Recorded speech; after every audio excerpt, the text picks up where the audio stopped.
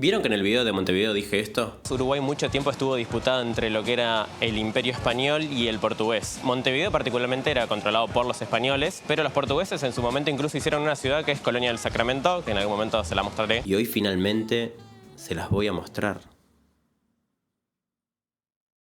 A Colonia. A 180 kilómetros de la capital uruguaya te encontrás con esta ciudad, Colonia del Sacramento, a las orillas del río de la Plata, justo frente a Buenos Aires, pero en serio, justo, está tan cerca que la podés ver. Esto es increíble, fascinante. Calles empedradas, faroles coloniales, autos antiguos y una historia que mezcla portugueses, españoles y guerra por territorio. Lugar ideal para escapadas románticas, fotos en sepia y para hacerte el culto diciendo ¿cómo me gusta la arquitectura colonial? Una ciudad con más de 300 años de historia, que fue invadida más de 10 veces entre españoles y portugueses y que al día de hoy es de los lugares más visitados de Uruguay. Desde hace más o menos 30 años, Colonia es considerado Patrimonio de la Humanidad por la UNESCO, así como lo es el Taj Mahal, el Machu Picchu, y en Uruguay cosas como el candombe o las pelusas del plátano. En fin, corría el siglo XVII, los españoles gobernaban lo que era esta zona del Río de la Plata, es decir, regiones como Uruguay, Argentina, Paraguay, Brasil, y los portugueses, ni lentos ni perezosos, en este lugar encontraron un punto estratégico militar para asentar una colonia y de esta forma ver toda la mercadería que se llevaba hacia Buenos Aires. Tengan en cuenta que para ese momento el puerto de Montevideo aún no existía, entonces el puerto de Colonia era el que tenía la mayor relevancia de la región, justamente por ser una vía comercial de mucha importancia para Sudamérica. Acá se me cayó el micrófono y no me di cuenta, así que no se escucha nada, pero les hago un resumen de lo que quise contar y les muestro algunos videos como para que no se aburran. Corría el año 1680 y el gobernador de Río de Janeiro, Manuel Lobo, llegó en buquebús a este lugar y fundó la Colonia do Santísimo Sacramento, justo frente a Buenos Aires, pero claro, eso no cayó nada bien del otro lado del río. Los españoles no demoraron en reaccionar y ese mismo año, en apenas unos meses, invadieron y tomaron la ciudad. Lobo fue capturado y enviado a Buenos Aires, donde tiempo después murió debido al excelente trato que tenía en la cárcel. Pero esta historia no termina acá, sino que un año después, es decir, en 1681,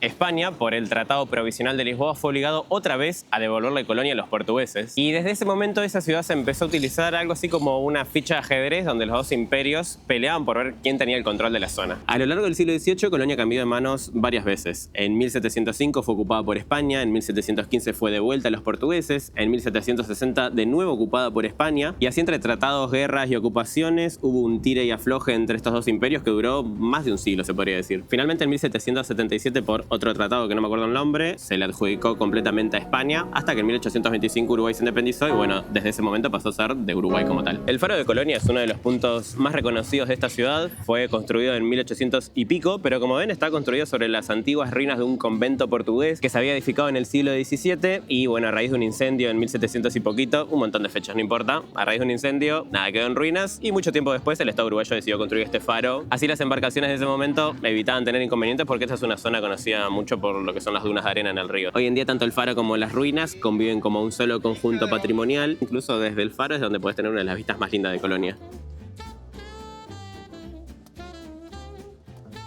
Otra de las postales más comunes de Colonia, y si no te sacas una foto acá es porque no viniste, es esta puerta, que es la puerta de la Ciudadela, junto con su muralla, por supuesto. Esta muralla puntualmente fue construida en 1745 y también venía por esto de que había mucha tensión entre portugueses y españoles y una forma de intentar controlar esto fue crear justamente esta muralla. Y un dato curioso incluso de esto es que una vez que fue construida, los portugueses no pudieron volver a tomar Colonia. Si conocen Montevideo o vieron algún video sobre esta ciudad, van a ver que esta puerta es muy similar a la puerta de la Ciudadela justamente de Montevideo, porque ambas fueron construidas por el Imperio Español. Esta es la Plaza Mayor de Colonia. Te vas a encontrar, como era típico de la ciudad de ese momento, con los edificios más históricos, como por ejemplo el faro que les hablaba recién. También tenés museos como ese que te intenta mostrar de alguna forma lo que era la vida en la antigua colonia portuguesa. Y si te interesa eso, tenés que comprar los tickets en el último local de allá, que te habilita a entrar a la mayoría de los museos que hay acá a la vuelta, que creo que son unos 6. También al fondo la muralla que les mostraba hoy más temprano y la calle de los Suspiros que está para allá.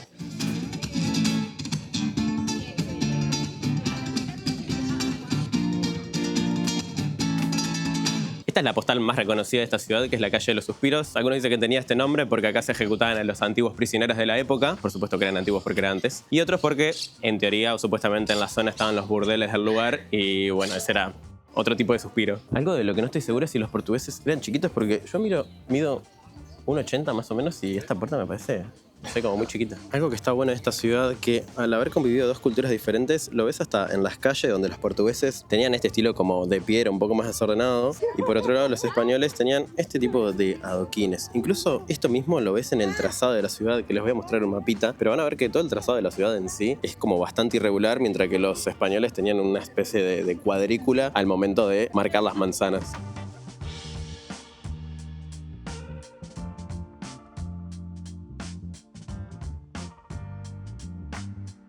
Tenés esta otra que es la plaza de Manuel Lobo, que como les decía más temprano fue realmente el primer gobernador de esta ciudad. Y lo que hay en esta plaza son los restos de la casa que tenía en ese momento. También tenés unas infografías acá que te cuentan un poco, incluso te muestra cómo era originalmente y la disposición de las habitaciones. También, como toda plaza de la época, siempre estaba acompañada por su iglesia.